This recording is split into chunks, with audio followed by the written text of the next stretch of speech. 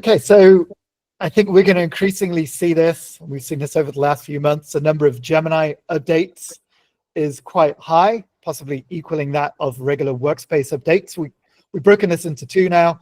We're going to run through the NotebookLM updates and the Gemini updates, and then we will go to the workspace updates. So Bogdan, yeah, do you want to take over? Yeah, thank you. I just changed the screen sharing, so thank you for that. There were a lot of updates to Gemini in general over the summer, and some of them were announced at ESTE. But today we'll cover what happened in the meantime. I'll also spend a bit of time just bringing you up to speed with some really important changes after the current ones. So we'll go quickly through these ones. If you are using NotebookLM, that's a big change. It is now available to all education users. So that means also students. And by the way, the same thing applies to the Gemini app. So this is something that you might want to look into also as a school in terms of giving access to Gemini and NotebookLM for students. And of course, you can control that. It's easy to control that based on organizational units. But this is a conversation that if you did not have yet, you should start thinking about it, and you should think about if you want to give access to students to these services or not. The other new update to NotebookLM, and this was launched, I think, 2 weeks ago. In NotebookLM, you could create those audio overviews and podcast-style conversations. Now you can actually create video overviews. And it does actually quite a good job at pulling information from your sources. That includes also numbers, so it can even create small charts that it would include in the videos, or it would have different diagrams that are connected to the topic of your notebook. So yesterday, during the Gemini Insiders community regular training, I was doing a demo for this, and I had the notebook on the water cycle. So the diagram was showing the water bottle with some signs for the water cycle. So it actually is quite good at that. To answer the question in the chat, students do not have access to Gemini Pro and to the Gemini education licenses. Students can only use the Gemini app. So that's something that's important to keep in mind as well. If you have not tried this in Gemini, I do encourage you, in NotebookLM, I do encourage you to have a look at the video overviews because they are quite powerful. Moving on to Google Chat, Gemini, if you do have the licenses, now also gives you a summary. So it gives you it helps you catch up with whatever was happening while you are not paying attention to the conversation. And this can actually be very helpful, especially if you have long conversations that happen while you're offline or in a meeting. And this is actually quite handy.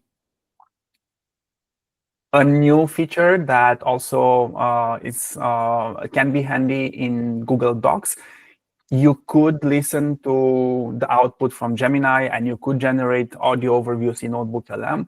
Now you can actually also listen a document in Google Docs. So you could actually create audio versions of your documents directly in Google Docs.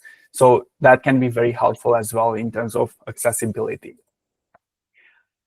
For Google Slides, we already had the option to generate images across Google Workspace. So you could generate images both in the Gemini app and in Google Slides directly. So now we actually have a bit more control over this. Before, you could just generate the images, but now you'll also have some small editing options there. So you could replace, for example, the background, or you could expand an image. So that gives you a bit more control over what happens with the images. Previously, if you would generate an image and you would like, let's say, the main focus of the image, but not the background, you were basically stuck with it. Raj, we have a question in the chat regarding NotebookLM, so I will answer that one quickly now. NotebookLM is available for free for Google Workspace for Education domains, but with the Gemini licenses, Gemini education licenses, or Gemini AI Pro, how it will be called from 1st of September, you will get access to NotebookLM Plus, and that will have extra features. So if you want more details, just get in touch with us and we can actually give you an overview of all the features that you get access to. Okay, Google Calendar and basically Gmail on mobile. So if you now want to add events to Google Calendar from Gmail on a mobile device, you can do that. So that's also another neat feature for those of you that are also using your phones for work. And there will be some updates in terms of NotebookLM and GEMS, and basically having the Gemini learning tools interoperability.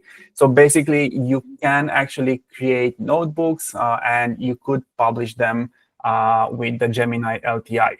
So basically, this is you can think about it as an AI-powered assistant that can integrate into third-party learning management systems. So basically, you can bring some of the Gemini features into other systems, not only into Classroom. So some of these notebooks, for example, you can think about additional resources for the students or materials, study materials, and so on and so forth. Once again, this is mainly for schools that use also third-party apps. So if you're working in Classroom, then you're good to go. Storybooks. This is also a feature that came to Gemini, and I was just doing a demo yesterday during the Gemini Insiders training we have. So you can now use Gemini to create illustrated storybooks. They've introduced a custom gem for this purpose specifically, and it actually does a really good job at turning your prompt into a storybook with different illustrations. And not only that, it also has the read aloud. So you can actually use this for students in schools, also for generating text for read aloud. Now, one thing that is not quite there yet, you can generate storybooks. There's a bit of hit and miss if you try to print them. So I'm just giving you a heads up. That's something that needs to be improved. But generating the storybook, the illustrations, the audio, that works flawlessly, and it is amazing. So if you haven't played with it, I would encourage you to try this in Gemini. We'll skip the video, so we'll focus on the actual updates. Now, language. So this is just a general reminder. There's always new languages that are added that will be supported by Gemini and different other actions in the Gemini environment. So happy to see that there's more languages added here. And there's also an improvement in terms of how actually Drive and Gemini in Drive handles PDF files. So basically, now you have an increased context window. So if you're working with very large PDF files, then now Gemini will be able to give you better answers and more comprehensive responses. So that's a great addition for those of us that actually have really large PDF files that we need to work with. Another addition that can be very helpful both for teachers and for students, there are some new tools that have been added to Gemini and that can be very helpful. So you have, for example, the guided learning, where you can actually ask Gemini to guide you through a whole process, learning process step by step. And rather than just giving you the information, it guides you, it asks you questions, it's having this back and forth conversation with you on the chosen topic. You can also create quizzes. The same story, we did have Canvas in Gemini, and you could create previews for documents. Now we can actually also generate interactive quizzes. So that can also be helpful for revision or just for checking for our understanding. And something that is coming as well, Gemini will start adding more interactive elements like diagrams or visuals, and they would be interactive in terms of depending on what the context is, you could click on different elements and get more information. So there's quite a few study tools that are coming to the Gemini app. Some of them are already here. Some of them will be showing up in the next weeks. And for Google Forms, there's also something new there as well. We can actually use existing forms, and Gemini can actually also now suggest relevant question types and questions and answer options. So that makes creating forms a bit easier. So of course, we could already create forms from a prompt, but now it actually gives us more suggestions. After we've created the form, we could add more questions, and that can be quite helpful as well. Another thing you can look forward to is the fact that you do have increased limits to Gemini 2.5 Pro for Gemini for Education users. So Gemini for Education basically provides you access to the premium AI models. Currently, that's 2.5 Pro. And now the limits have been increased. So that's great news because heavy users will be able to use the 2.5 Pro model more than before. Another quick update on the security side of things. So basically, you can look at, you do have to think about data security and data privacy and anything related to that when you think about using Gemini. So there are different regulatory frameworks that Gemini is compliant to, like HIPAA or FedRAMP High, and we do have the same approach towards security, different layers, defense strategies for actually avoiding prompt injections, for example, and all the other things that could happen in the background. So that's something that's good to keep in mind as schools. We do have security controls for Google Workspace. And this is something that I'll just quickly touch upon, but we'll have a deeper dive in one of the future sessions. So you actually can train multiple models for AI classification in Google Drive. What does that mean? Basically, you could automatically classify files in Drive based on certain rules or certain training models. And basically, this whole process is now easier, and you do have access to multi-model support, and the UI is just refreshed. So that's something that, as I said, we'll have a deeper dive in one of the future sessions. And that was it in terms of the updates that happened in the previous weeks. I do want to make you aware or remind you of some important things to keep in mind for the upcoming school year. One, I've mentioned already, the age change. So now both Gemini and NotebookLM will be available for students if you choose to enable it. The second thing, and this was announced at ISTE, but it's a good reminder, Gemini in Classroom, everybody will have access to Gemini in Classroom, even if you don't have the Gemini license. So that's also something that is quite important to keep in mind for the next school year. And just a small update in terms of the Gemini licenses. Google is changing the whole model. So they are going from two different licenses, Gemini Education and Gemini Education Premium, to one single license that includes all the features. So that will happen from 1st of September. And that's actually good news because you'll get more features with the Gemini license. So if you have any questions about that, do give us a sign, send us an email. I'll be more than happy also to do a demo for the Gemini features if you would like to, and we can easily jump on a call and have a look at what your needs would be for Gemini. So I think that covers it. I hope I did not forget any essential updates. Bogdan, did you mention the name change as well? I think we're name change number 3. Duo bar Gemini, Google AI Pro. Yeah. I did mention it briefly, but yeah, that's also coming from 1st of September. The official name will change from Gemini to Google AI Pro. But to keep it confusing, the Gemini integration in Google Workspace will still be called Google Workspace with Gemini. So Google doesn't make it easy with the name changes for us. Okay, thank you, Bogdan, for all of those updates. I played around with the Storybook feature actually with my family recently. It's pretty cool. It's amazing for younger learners. It's amazing. I'm definitely not a younger learner. Yeah, well. Brilliant. Thank you, Bogdan. Again, any questions about Gemini, please reach out to, Google AI Pro. Reach out to any one of us. We can help out. Okay, now on to the Google Workspace updates. There are a few admin updates we would like to share.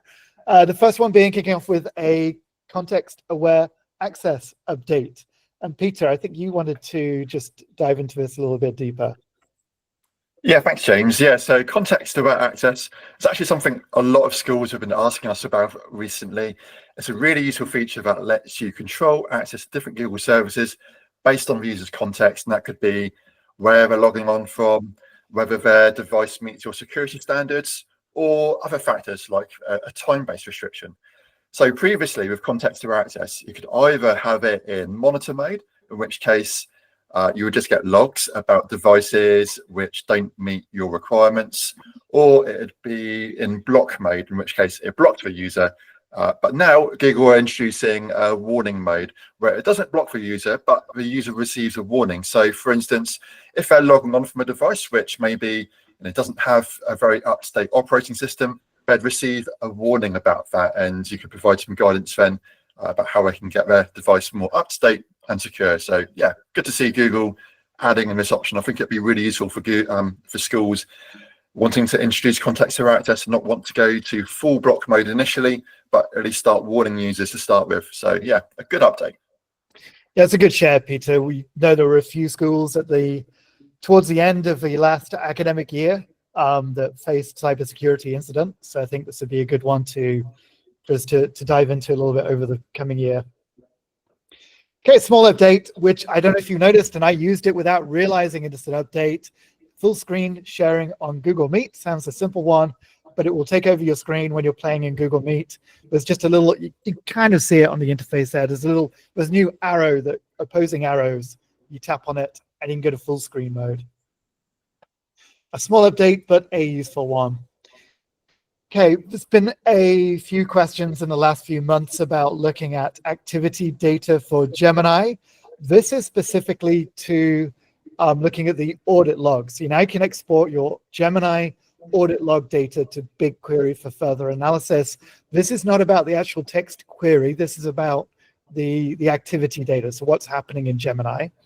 If you did want to see the text queries, currently you can use Google Vault for that. So if you wanted to do an audit of queries that have gone through Gemini, you can use Google Vault for that. Also, just to highlight on that quickly as well, you can also use Gemini audit log events in the investigation tool as well, which gives you a good idea of what data will be exported to BigQuery, which is just really for usage data about what Gemini app the user's using. Peter, do we know if they're going to offer the ability to audit text queries in Gemini within the investigation tool? I've not heard anything yet, but that would be a great feature if Google did launch that. But yeah, not yet. Currently, you're right. It's only in Google Vault. Yeah.